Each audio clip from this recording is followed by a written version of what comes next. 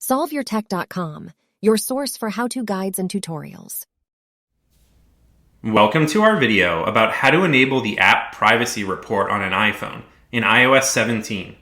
If this guide helps you out, then please consider subscribing and liking this video. Many of the apps that you install on your iPhone are going to ask for different types of permissions to use your data. If you've enabled some of these permissions and you would like to know how they're being used, then you can enable something called the app privacy report. You can do this by opening the Settings app. You can then scroll down and select Privacy and Security from this menu. And then you need to scroll down again, and you need to select this App Privacy Report option near the bottom of the screen. Now you're just going to tap the Turn On App Privacy Report button. As noted in this section up here, the App Privacy Report shows how often your apps use the permissions you've granted. It also includes a breakdown of the app's network activity, website network activity, and its most frequently contacted domains. So if you'd like to know this information, then just touch the Turn On App Privacy Report button.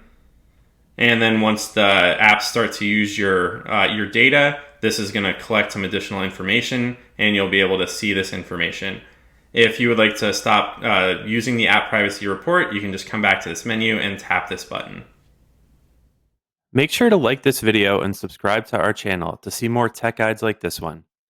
For additional information on this topic and to read the entire article, click the link in the description to visit solveyourtech.com.